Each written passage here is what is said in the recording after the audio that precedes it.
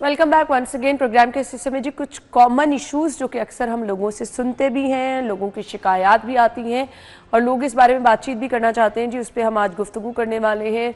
Urine का बार बार आना या जलन के साथ आना या बहुत कम मिकदार में आना और बार बार आपको फील होना कि आपको यूरिन आ रहा है। फिर यूरिन की रंगत भी बड़ी मैटर करती है जी, इस पे भी गुफ्तगू करेंगे।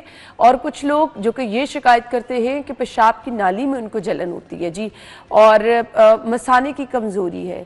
सो इसके साथ साथ हम ये भी डिस्कस करेंगे कि वो लोग जो कि परेशान रहते हैं इस वजह से कि बार बार उनके गुर्दे में पथरी बन जाती है, उसकी वजूहात क्या होती हैं, इस पर हम डिस्कशन करेंगे। हमारे साथ डॉक्टर अली सकलैन साहब मौजूद हैं जी, असिस्टेंट प्रोफेसर नेफ्रोलॉजी है। वेलकम कहेंगे। अस्सलाम वालेकुम डॉक्टर साहब। जी वालेकुम अस्सलाम। थैंक यू सो मच, बहुत बहुत शुक्रिया। अच्छा, कुछ चीज़ें होती हैं हम ना अक्सर नज़रअंदाज करते चले जाते हैं, बार बार यूरिन आपको आ रहा है, सो उसकी रीज़न क्या हो सकती है?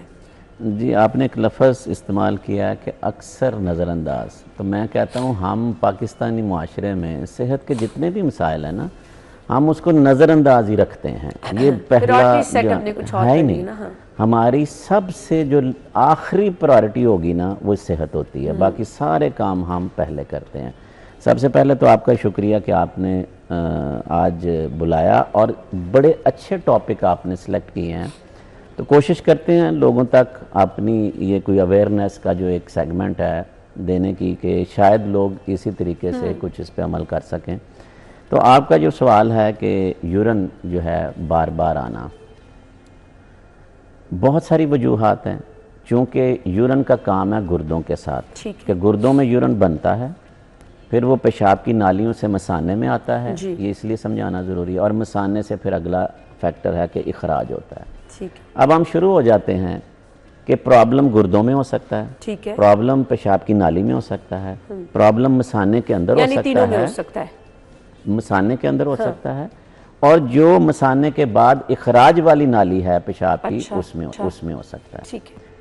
प्रॉब्लम किस तरह के आ सकते हैं? तो सबसे जो कॉमन फैक्टर है वो जो हम देखते हैं वो होता है कि इन्फेक्शंस का हो जाना। ठीक है। अब इन्फेक्शन फिर वहीं से हम शुरू होते हैं कि अगर किडनी में भी आ गया, गुर्दों में, हाँ जी, तो तब भी ये इसी तरह वो जलन हो, वो बार बार आना हो, वो मसाना चूँकि इरिटेट होता है, और मसाना जब इरिटेट होता है तो एक्चुअली मसाना तो एक समझ लें कि एक पॉकेट है जिसके अंदर चीज़ जमा हो रही है, उसके बाद उसने कॉन्ट्रैक्ट करना है और सारी चीज़ को बाहर निकाल देना। ठीक हो गया। अब हो ये रहा कि ये एक नॉर्मल फिनोमेना है कि वो कितनी देर बाद वो फीलिंग करता है और उसी तरह हमें अर्ज होती है। ठीक है। जब आपको इन्फेक्शन हो गया, अब हो ये रहा है कि वो जरासीम किडनी से ट्रैवल करता है। ठीक है। अगर किडनी में नहीं भी है, पेशाब की नाली में है, वहाँ से ट्रैवल किया। अगर ऊपर वाले हिस्से में नहीं है, इवन मसाने के अंदर आ गया, तो उससे मसाने को इरिटेशन होती है। तो वो जो कॉन्ट्रैक्टिलिटी है, यानी कि उसका बार बार वो जल्द अज जल्द होता है। क्या होता है, मरीज यूरिन करके आ रहा है, आके बैठता ही है तो फिर अर्ज हो जाती है, वो फिर चला जाता है। एक फैक्टर ये है। दूसरा फैक्टर ये है कि पेशेंट जिस तरह शुगर के हैं, उनको बार बार, या किसी भी ऐसी डिजीज़ के मरीज़ के जो दूसरे हिस्सों पर भी इफ़ेक्ट रखती हैं। अच्छा। अब ब्लड प्रेशर के मरीज़ हैं और शुगर के, ये कॉमन मरीज़ हैं हमारे मुआशरे में, चूँकि हर पाँचवा छठा पाकिस्तानी शुगर का मरीज़ है और हर पाँचवा शख्स ब्लड प्रेशर हाई होने का मरीज़ है, अनफॉर्चुनेटली। अब क्या हो रहा है कि शुगर के मरीज में वैसे ही यूरिन की प्रोडक्शन ही ज्यादा होती है, क्योंकि ब्लड में शुगर हाई रहती है, जिसकी वजह से गुर्दे उसको इखराज करने के लिए पेशाब को ज्यादा बना रहे हैं ताकि शुगर को पेशाब के रास्ते जिस्म से बाहर निकालें, तो उनको बार बार जाना पड़ रहा है। लेकिन ये शुगर, एक तो शुगर हाई होने की वजह से है, लेकिन दूसरा इसके असरात मसाने पे आते हैं। अच्छा। जो मसाने का नॉर्मल फंक्शन है, शुगर का मर्ज उसको कमज़ोर कर देता है। सही। जिसकी वजह से वो अपना पूरा जो मसाना है वो इखराज ही नहीं कर पाता। अब एक मिसाल है कि पीछे आपने 200 ml गुर्दों ने मसाने में यूरिन बना के फेंका। ठीक है। अब काम तो ये है कि वो कॉन्ट्रैक्ट करेगा और वो उसमें से 180-170 ml तक नॉर्मल थ्योरी के मुताबिक बाहर निकल जाना चाहिए। ठीक है।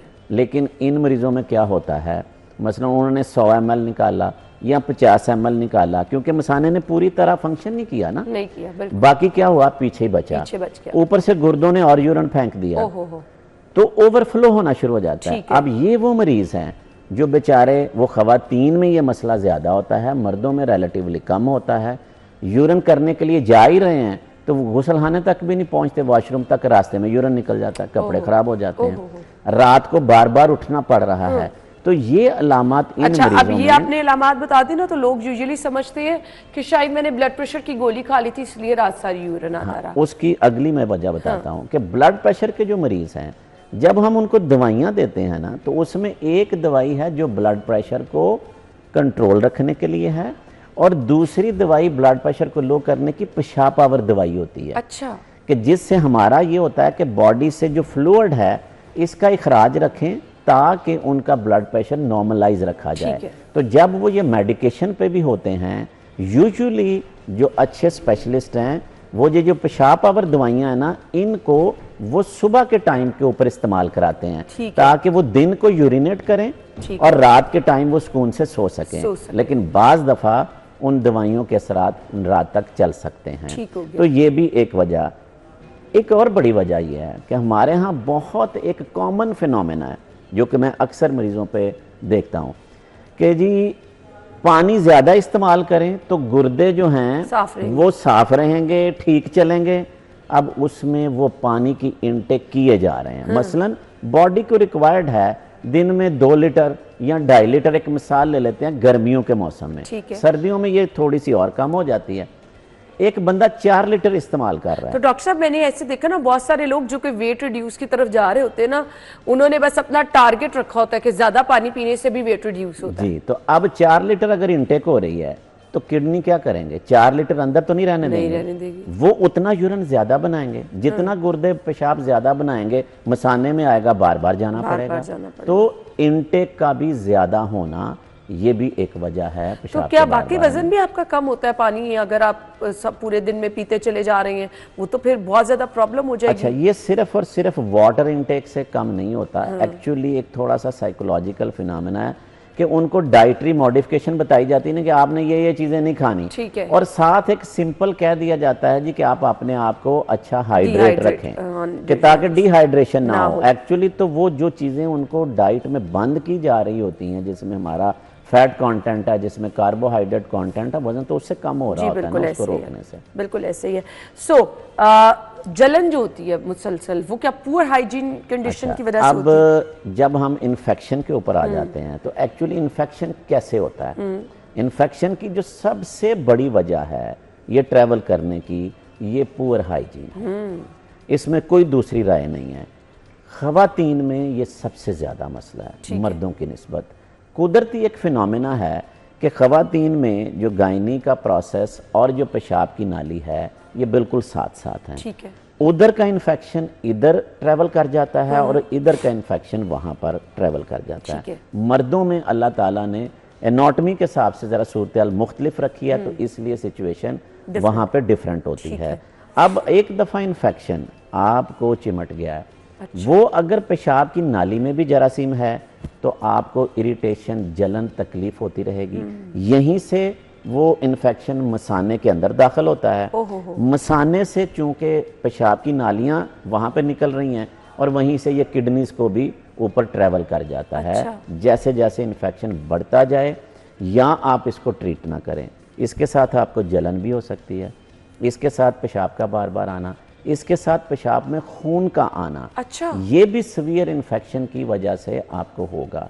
और अगर इन्फेक्शन बढ़ता जाए तो आपको बुखार, शिवरिंग, ये सारी चीजें साथ ऐड ऑन हो जाती हैं। बचना कैसे इससे डॉक्टर साहब? सिंपल, सबसे जो पहली कॉमन, एक तो खुद आपने कहा कि हाइजीन के सफाई का ख्याल, और ख़ास तौर पर ख़वातीन के लिए। दूसरा सबसे बड़ा एक प्रॉब्लम और है कि हम लोग जो है ना, कॉमन ये जो पब्लिक टॉयलेट्स हैं ना, इसका इस्तेमाल हमें कोशिश करनी चाहिए कि हम कहीं पे भी जा रहे हैं, घर से हम जाने से पहले, इसलिए एक पुरानी कहावत भी बड़े कहते थे, लेकिन साइंस भी यही बात कर रही है कि जाने से पहले आप घर का वॉशरूम अपना यूज़ करें ताकि आपका जितनी भी बाहर आउटिंग है वो कंफर्टेबल हो जाए और फिर वापस आके घर अपने साफ़ सुथरे वॉशरूम में। अब क्या होता है कि हम किसी एक ऐसी पब्लिक प्लेस पे हैं और हमें अर्ज हुई है, हम वहाँ पे जाते हैं, वहाँ पे जो टॉयलेट का निज़ाम, सफाई सुथराई का, वहाँ पे जो पानी या कुछ जो जग पड़ा हुआ है, जो लोटा पड़ा हुआ है,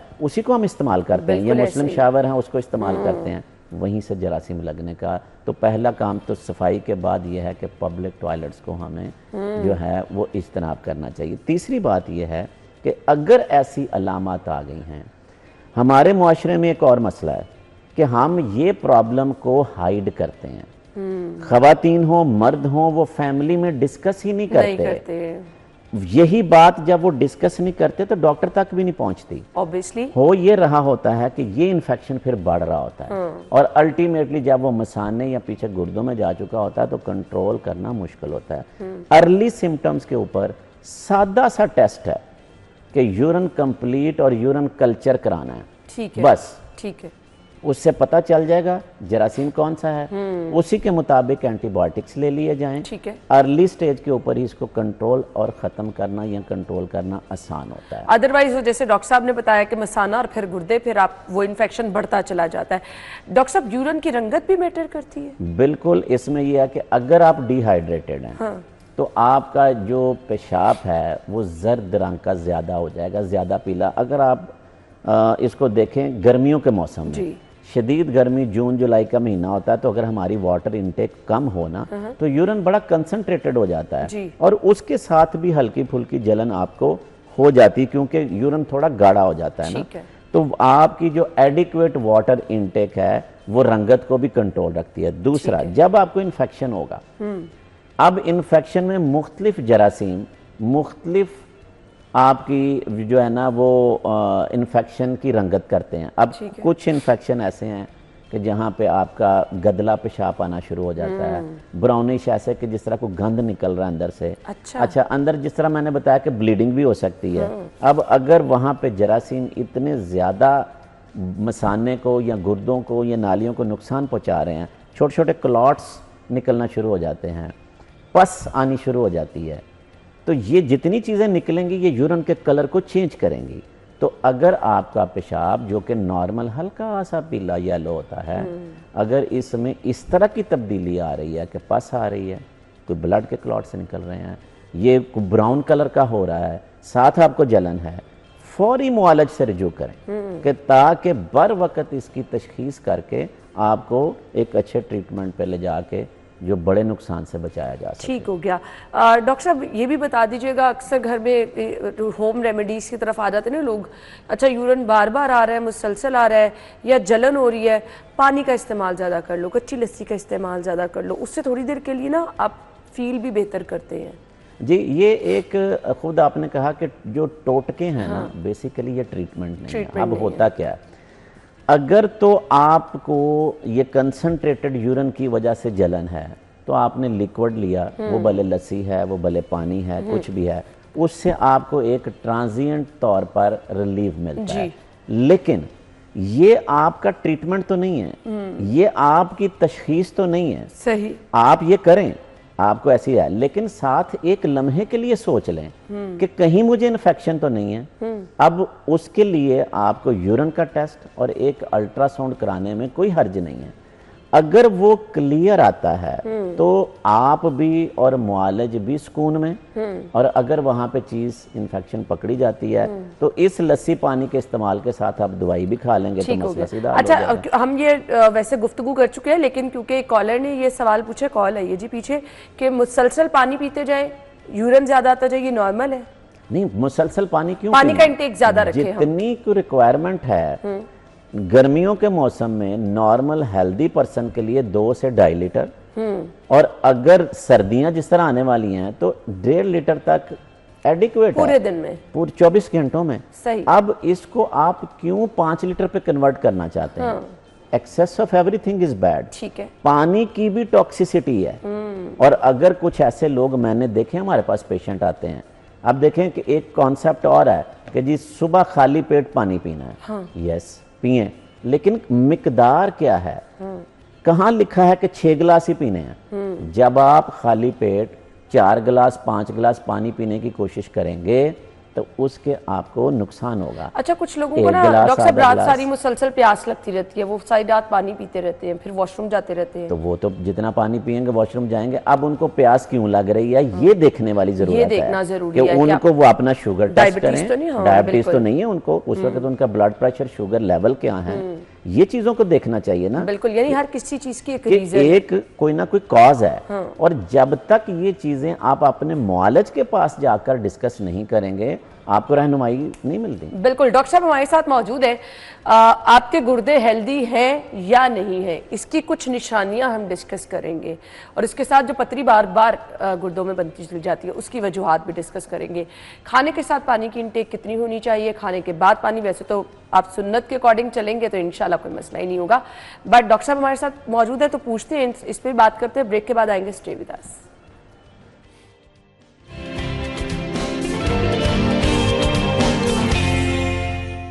welcome back. Doctor Ali Saqlain हमारे साथ मौजूद हैं। आपके गुर्दे हेल्दी हैं, इसकी कुछ निशानियां बता दें। निशानियां देखें, अगर तो सेहतमंद हैं तो इसका मतलब है कि आपको कोई प्रॉब्लम नहीं होना कोई चाहिए, पेन नहीं है, आपको खाना कोई अच्छे से पेन खा नहीं रहे है, हैं। आपको भूख ठीक लग रही है, आपको कोई जिस्म पे और कोई ऐसी चीज़ नहीं है, पेशाब की कोई आपको, जितना हमने पहले सेगमेंट में डिस्कस किया है, इनमें से कोई इशू आपको ऐसा नहीं नज़र आ रहा, तो इसका मतलब है कि आप ठीक हैं। प्रॉब्लम तो ये है कि कौन सी निशानियां ऐसी होंगी कि जो आपको ये बताएं कि कहीं इनमें नुकसान तो नहीं हो रहा। चलिए उनका जिक्र, वो इम्पॉर्टेंट है। सबसे पहली बात, अगर आप अपने चेहरे पर सोज महसूस करें, और ख़ास तौर पर आंखों का जो निचला हिस्सा है, हम सो के उठते हैं या सुबह उठते हैं या दिन के किसी वक्त देखें कि चेहरा थोड़ा सूजा हुआ है जी। उसके बाद हम अपनी टांगों पर, पाँव पे, ख़ास तौर पर टखनों पर अगर नज़र दौड़ाएं और अगर हमें सोज महसूस हो रही है, कन्फर्म हम करें कि हम अंगूठे के साथ उसको हल्का सा दबाएं। अच्छा। अगर वहाँ पर गड़ा पड़ रहा है यानी सोज मौजूद है, ये दूसरी अलामत है कि कहीं ना कहीं प्रॉब्लम गुर्दों में तो नहीं हो गया। अच्छा। सबसे बड़ी वजह जहाँ से हम कोई एक लाइन पकड़ते हैं कि प्रॉब्लम किडनीज की तरफ जा रहा है, रूटीन में हम यूरिन पास करते हैं ना जी। तो यूरिन के ऊपर हल्की सी झाग बनती है जो कि चंद सेकंड में डिसअपीयर हो जाती है जी।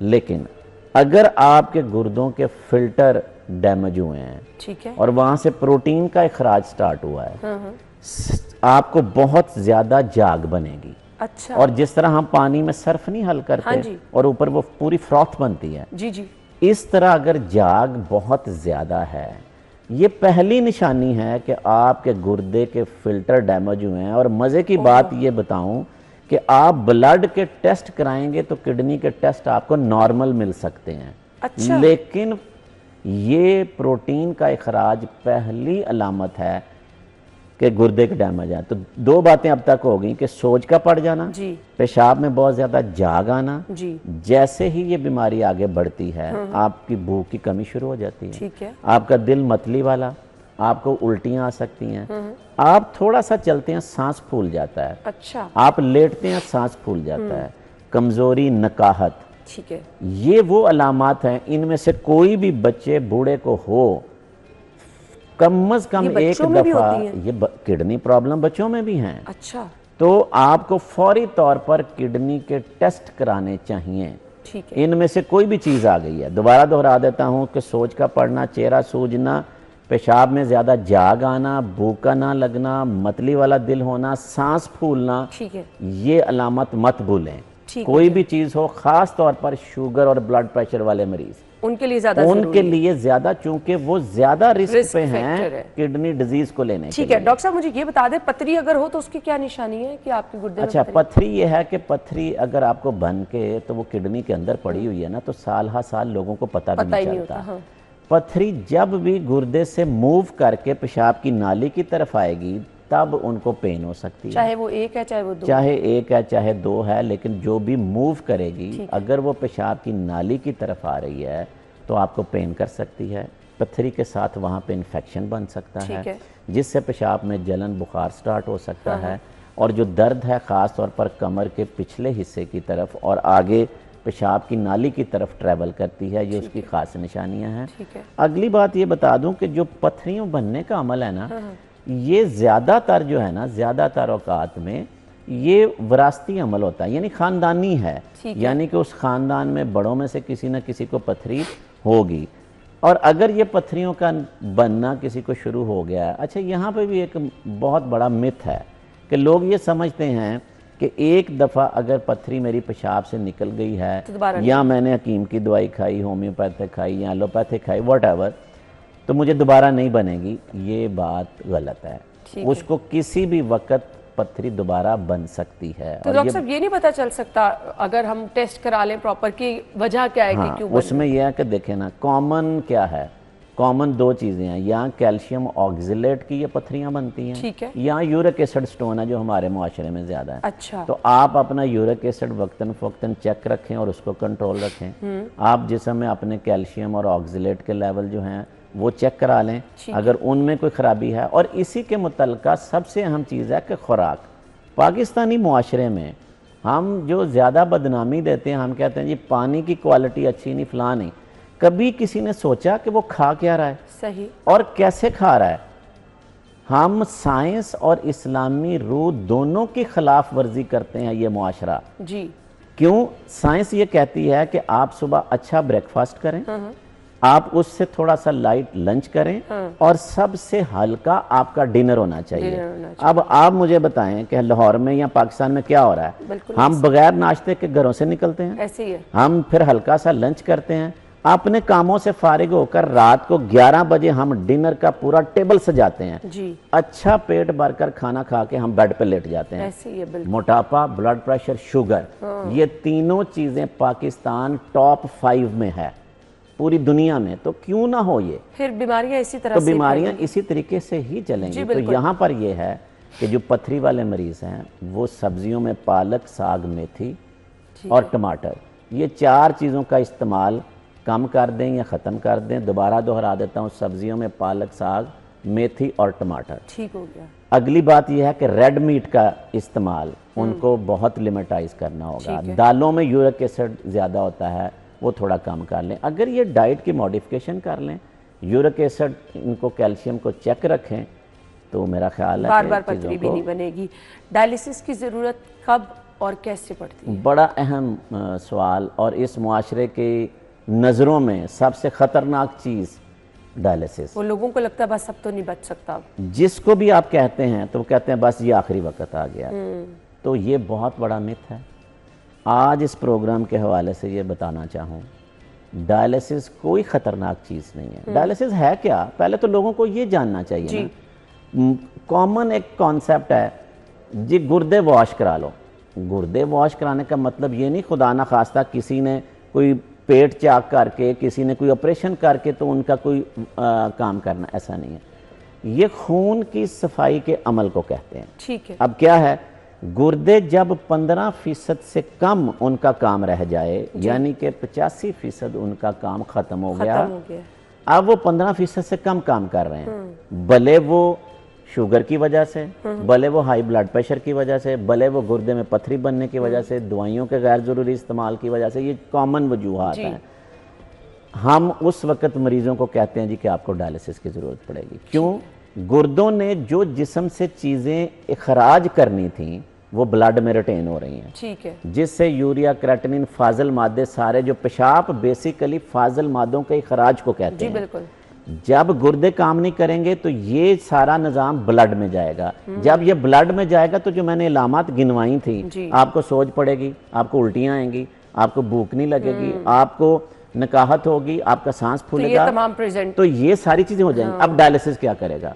डायलिसिस एक मशीन है जिसमें एक मसनूई फिल्टर लगाया जाता है। हम इनके जिस्म से खून उस फिल्टर में लाते हैं। ठीक है। वो फिल्टर ये जितने जहरीले मादे हैं उनको साफ करता है और साफ खून मरीज के जिस्म में पैरेलल दाखिल करता है। अब आप मुझे ये बताएं कि ये जो जहरीले मादों की सफाई है जो कि आपको इन अलामात से निजात दिलाती है, ये आपके लिए खतरनाक है या आपके लिए फायदेमंद है? नहीं जी, फायदेमंद है जी, बहुत ज्यादा। और हमने इसको सिर्फ एक मिथ है, ओहो हो, क्यों? इसका फैसला हमारे मुआशरे में घर में रिश्तेदार करते हैं। चाचा, ताया, खाला, मामू, उन्हें नहीं कराना। हाँ जी। मुआलज खप रहा है, मुआलज आपका मुहाफिज है, वो आपका मुखलिस है, बिल्कुल। वो चाहता है कि आप ये काम करा के अपनी जिंदगी को और अपनी क्वालिटी ऑफ लाइफ को महफूज और बेहतर रखें। बिल्कुल। सो ये आपने अपने डॉक्टर पे डिपेंड करना है, जैसे जैसे वो कहें उस तरह से ट्रीटमेंट को लेकर चल रहे हैं। बाकी वक्त हमारे पास कम है। आई होप कि आज के शो का जो मकसद था वो हम अच्छी तरह से पूरा कर चुके हैं, क्योंकि बहुत सारी चीजें डॉक्टर साहब ने इन डिटेल बता दी हैं। बहुत बहुत शुक्रिया। एक पॉइंट सिर्फ जरूर कहना चाहूंगा कि सेहतमंद मुआशरा ही सेहतमंद पाकिस्तान की निशानी। बेशक, ये आपने बहुत बड़ी बात कह दी है जी। थैंक यू सो मच, आपके टाइम का शुक्रिया। हम आपको ज्वाइन करेंगे एक ब्रेक के बाद।